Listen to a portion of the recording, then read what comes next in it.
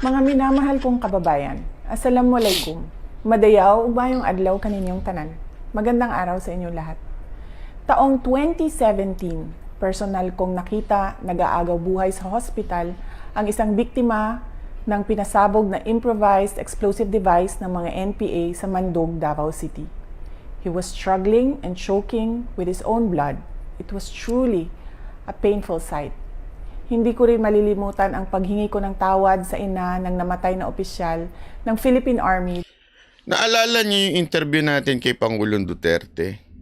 Marami nagsabi nung nagtaka. Marami nagtaka nun dahil isa sa mga binanggit ni Pangulong Duterte na merong isang kandidato dyan na presidentiable na alam naman nating sumusuporta sa mga komunista. Meron isang dyan na gano'n ang kandida, yun ang kanilang ginagawa. Marami nagsabi nun na si Leni Robredo yun. Hindi ako umiimik. Bakit? I cannot speak for the president. I will never speak for the president. I have no right to speak for the president. Even if ako yung nag-interview. Even if I know kung sino ang tinutukoy niya. Kasi nga, syempre off-cam, nag-uusap kami. Kaya lang, hindi ko na kailangang ispelingin pa ngayon. Dahil sa nangyaring engkwentro sa Barangay Paquibato, Davao City.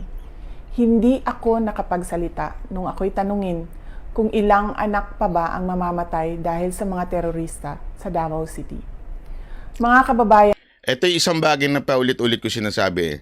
Itong mga terorista na ito, itong mga komunistang CPP, NPA, hindi ho ito kriminal.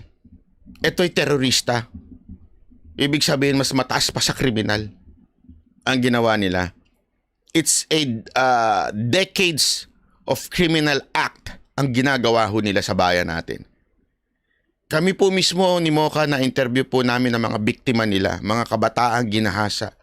Kahit mga lalaki, ginahasa na mga lalaki na mga kadre nila. Mga batang, mga babae, binanata nila. Ganyan ho kademonyo. Etong mga to ay hindi ho tao. Demonyo na ho ito. Sinapian na ho ito mga animal na to. Yan ang katotohanan. That's why I really disagree dito sa peace talks na ito. Doon sa mga nagbabalik loob, okay ako doon. Bakit? Ginawa rin ni Pangulong Marcos yun. Kasi tandaan natin, dalawang klase ng NPA. Meron dyan na biktima lang. Okay? Meron ho dyan talagang mga damonyo. Yung mga nabiktima, kailangan natin ibalik loob. Kailangan natin ibalik sa sa gobyerno. Kailangan natin ibalik sa bayan natin. Yun, ako naniniwala ako doon. Pero para sa peace talks, yung talagang magkakaroon ng peace talks, maling-mali ho yan. Lalakas ho talaga. Kaya nga sinasabi ni Madam BP Sara dito wag ho nating kalimutan ang ginawa nito mga demonyo na to sa bayan natin. Di ba ho? Demonyo ho sila walang katulad ang kasamaan ng teroristang Communist Party of the Philippines, National People's Army, at National... Sabi nito ni Zuko Babes, let's stop blaming and start supporting Sara. She need us right now. I understand your point, Madam Zuko Babes. But we have to put it into the right perspective. Kailangan natin ilabas yung foundation. Hindi basta-basta na ganito lang, sisi lang. Kasi it would be fanatic lang, Madam. Naintindihan niyo ibig ko sabihin? Pagiging panatiko lamang tayo kung bigla lang tayong kakabig at susuportahan natin to because sumali sila doon sa pinaglalaban natin. Hindi ho. We have to point out ano ang mali. Diba? Kasi ganito sa aking channel, hindi ho ito tipong pareho ng ibang mga vlogger dyan. Basta na lang nila ikinabig yung kanilang kwento. Yung kanilang script ikinabig na lang nila basta-basta. Hindi ho pwedeng ganun. Kailangan ipaliwanag ho natin ng pundasyon. Bakit ba nagkaganito itong bayan natin? Kailangan natin ma-pinpoint ang dahilan kung bakit tayo nagkaganire. Diba? Kailangan natin Hindi ko naman sinabing babanatan ko si BP Sara Duterte. Hindi yun ang ibig ko sabihin. Ang punto natin dito, kailangan natin i-lay ang ating foundation. What really happened? Pati ito mga vlogger na to. Diba? Para maintindihan nila Okay, eto, dito kayo nagkamali. Next time, ewan ko kung ano nangyari sa inyo. Next time, makikinig kayo kay Pangulong Duterte. Yan ang hirap sa inyo eh.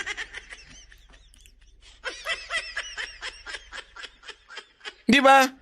Hindi kasi kayo nakinig. Yan ang pinakapunot dulo nito. Nagsalita ang ating Pangulong Rodrigo Roa Duterte. Hindi kayo nakinig. Binanatan nyo pa nga. Inaway nyo pa nga. Tapos ngayon bigla lang kayong babalimbing tapos sasabihin ninyo, tatahimik kami at hindi namin kayo pupunahin. That's wrong. Anong tawag doon? Idolism, fanaticism, di ba? Kailangan ipakita natin etong pagkakamali nyo eh. Next time, listen. Di ba? Kailangan no tayong mag-listen. Yun eh. Next time, makinig kayo kay Pangulong Duterte. Kung ano sinabi niya, pakinggan ninyo. Sorry to say, pero hindi ho kasi ako yung tipo ng taong o tipo ng vlogger na basta-basta lang. Makinig kayo. Democratic Front of the Philippines sa kapwa nila Pilipino. Hindi na mabilang kung ilang sibilyan, kabilang na ang mga menor de edad, ang naging biktima. Kasi alam nyo kung bakit? Bakit ko ine-emphasize to? Ha? Mga ano dyan, pinainit nyo ulo ko aga-aga. Alam nyo kung bakit ako ine-emphasize to? Para hindi na maulit ang pambubudol na ginawa sa inyo. Yan ang totoo. Kasi ito na naman po tayo eh. O, sige, babanatan nyo si Marcos. Tapos kakampihan nyo si Amy. Anak kayo ng tuweteng, oo. Naintindihan nyo ibig ko sabihin kung bakit ako galit na galit. Kaya busit na busit ako dun sa mga vlogger kuno na bumabanat kay Marcos ngayon. Tapos kakampihan nyo si Amy. Ano katarantaduhan yan?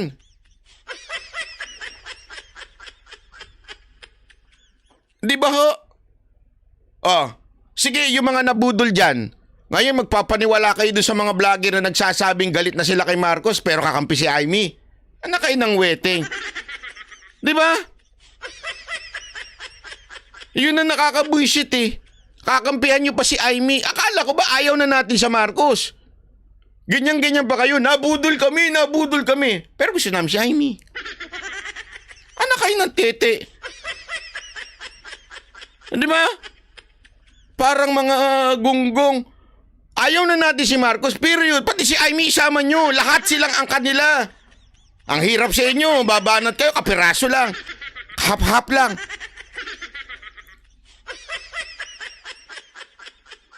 Tapos sasabihin nyo pa, kami pa ngayon ng bayara. Mga hindot pala kayo eh. Kayo nga, hindi nyo kayang diretso yun eh. Sabihin ninyo eh. Sige nga. Kami, mga banateros, no na kami. Kahit no simula, no na kami. Hanggang ngayon. Eh kayo, meron pa kayong, ayaw namin si Marcos, pero gusto namin si Amy kasi magkaiba yun. Ay, mga tanga. Pinaiinit nyo yung ulo ko eh. Di ba? Tama, mali. Oh, no kayo kay Marcos, Amy pa kayo ng Amy ngayon. Kaya ako idinidiin yung mga pagkakamali nyong kayong mga vlogger dyan at kahit si Madam BP Sara Duterte para this time, huwag nyo naman ang kampihan si Amy Marcos. Parang awa nyo na. Pareho lang yun. Same. Biktima ng madugong digmaang idinulot ng mga terorista. Maraming batang estudyante ang hindi nakapagtapos ng pag-aaral dahil dinala sila sa bundok upang maging armadong terorista. Hindi na rin mabilang ang mga barangay captains, kagawad, security volunteers, pulis at sundalo na nagbuwis ng kanilang buhay para protektahan ang ating mga komunidad. Nananawagan ang kanilang mga pamilya ng hustisya kung bibigyan natin ang mga teroristang grupo ng amnestiya sa pamamagitan ng Proclamations 403 at 404. Sumusuporta ako sa mga hakbang para itaguyod ang kapayapaan sa bansa because the fight against terrorists is deeply personal to me as it is deeply personal to the families of countless Filipinos whose lives were forever upended because of the madness of terrorists. Pero hindi ang pagbibigay ng amnestiya ang daan sa kapayapaan. Ang dapat nating gawin ay pagpatuloy ang ating mga nasimulan sa NTF-ELCAC at mas palakasin pa ang mga ito. Panalo na tayo. lumalaban na ang mga komunidad.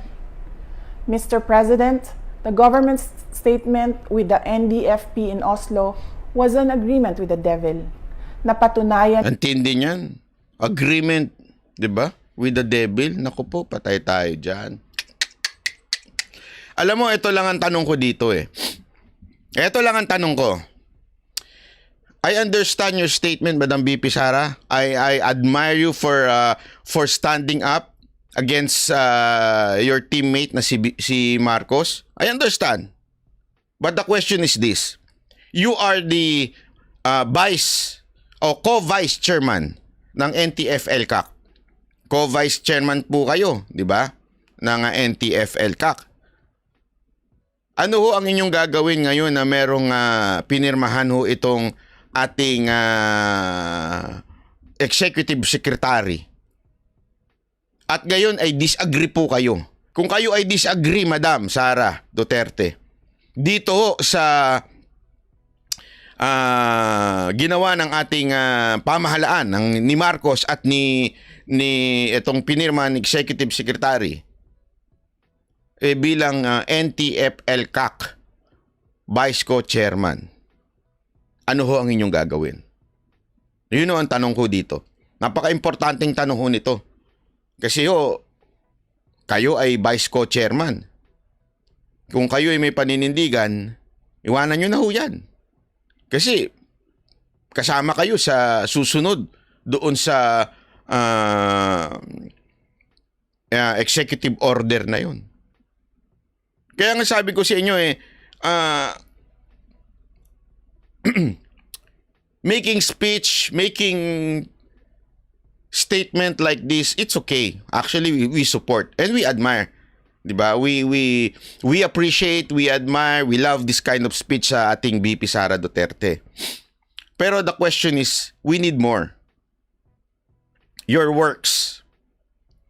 Alam nyo, ako ay bilib na bilib sa paninindigan ni BP Sara Duterte dahil po sa kanyang stand pagdating sa mga komunista at mga terorista.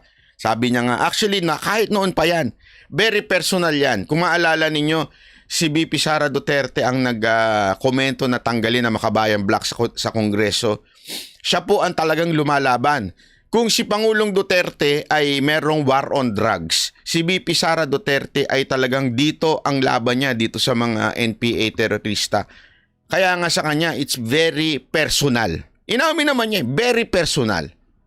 And because of this, Madam BP Sara Duterte, I admire you so much. But you have to do something else, Madam BP. You have to do something else. Speech is not enough. Yun ang totoo. Di ba ho? Ang speech ay hindi po sapat. Kailangan hong meron kayong gawin. Kung kailangan ninyong kausapin ng personal ang ating Pangulo at sabihin ninyo, mali ka dyan. Umayos ka. Di ba? Yun eh. Hindi ho sapat lang yung magsalita. Or di kaya ipakita ninyo. Mag-resign ako kayo sa NTF-ELCAC. Be the voice of the opposition. Since yun ang tinayuan ng inyong father, this time follow your father. Sorry to say, but sabi ko sa inyo bibig ko, balakatak eh. Diba? Palibasa gusto mo yata si Tulfo. Ano ba naman klase mga komento yan? Pang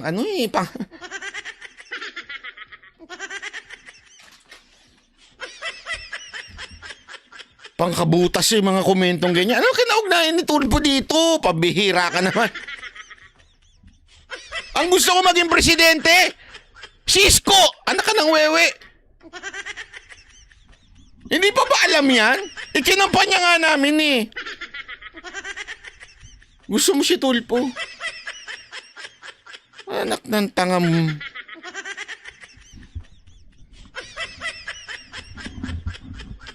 Ang pinag-uusapan natin dito yung statement ni BP Sara Duterte. Di ba ho? Ay, nako.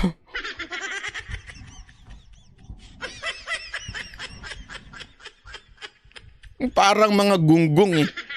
Alam nyo, ako, sa totoo lang, ito pa rin ang aanuhin ko. Kuwari sa 2000, gusto ko ito para lang sa kalaman ninyo, ha? Oh, sinimosyon ang puso mo. Nakalaman nyo lang, 2025 talagang ikakampanya ko si Iskon tumakbong senador. 2028, itutulak ko siyang maging presidente. Tumakbong presidente pala, hindi maging presidente. Tumakbong presidente. You know why?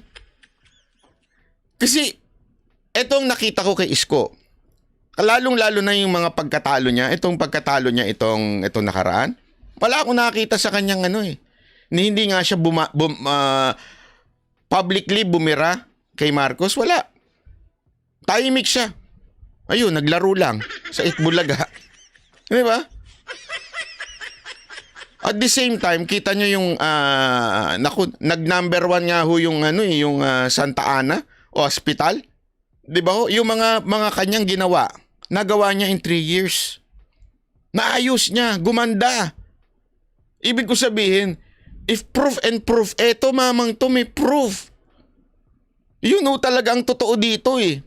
Ngayon, paano kung tumakbo si VP Sara Duterte at si Isko kung sakasakali?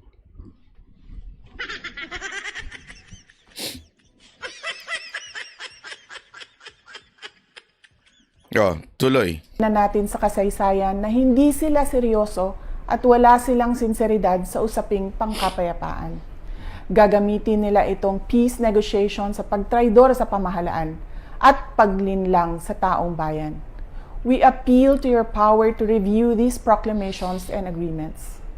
Apo BBM, sana po ay isalang-alang natin ang ating mga komunidad na naging pugad ng mga terorista sa mahabang panahon na ngayon ay lumalaban na at tumutulong sa pamahalaan. Let us honor the memory of those who died. Wilfred De Castro, di ba tropa din ni Isko si Joma? Hindi ho. Wag ho tayong kulang sa impormasyon. Ang nagpadala po kay Yorme nung pumunta siya doon kila Joma noon nung nagkaroon ng peace talk ay ang gobyerno natin. He is part of our delegates. Wag ho tayo maging mangmang. In the senseless and bloody attacks of the NPA, CPP, and DFP. Mr. President, we can negotiate for peace and reconciliation. Sabi nito isang to, alam ko ang tunay na banat bay. Figure ka ng social media, feeling mo random namin kaya palagay ko nanggugulo ka ngayon pero pera o bato? Anong nanggugulo?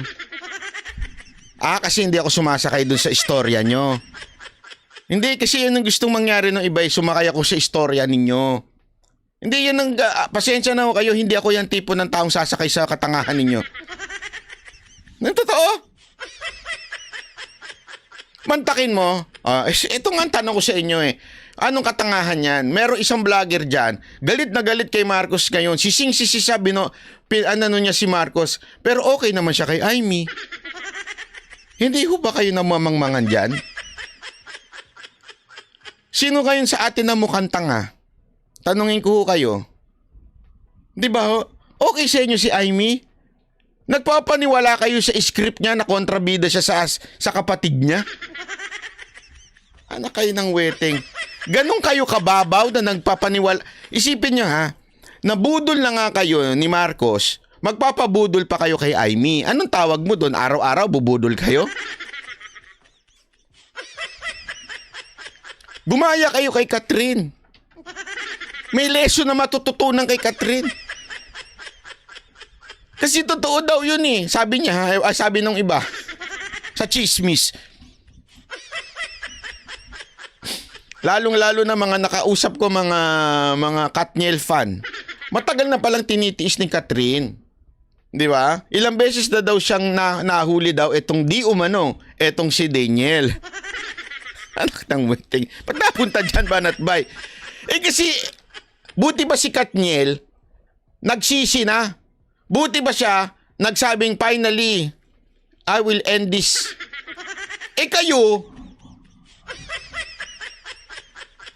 Kayong mga galit na galit kay Apo Marcos ngayon, magpapabudol pa rin kayo sa kapatid? Anong katangahan niya araw-araw? Di ba? Anong gusto nyo? Araw-araw kayong magpapabudol? Pagkatapos sasabihin ninyo, oh, hindi na si Amy, yung anak naman. Oh, kasi ganit.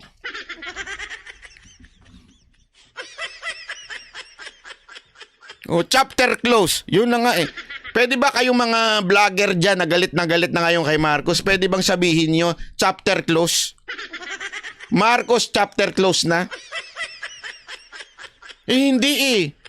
May puwang pa kayo kay Amy.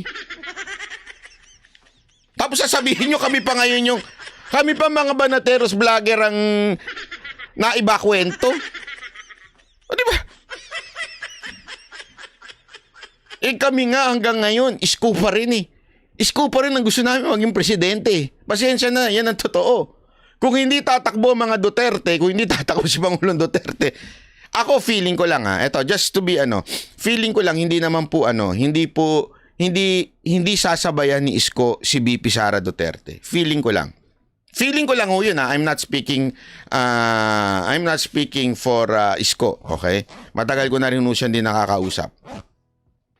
Pero feeling ko hindi niya lalabanan. Ngayon, kung tototohanin ng ni Pangulong Duterte ang sinasabi niyang wag niya nang patakbuhin tong anak niya, mag-isko ako. Walang question about it. Wala ho. Walang ibang choice diyan. Na totoo lang, isko pa rin talaga ako.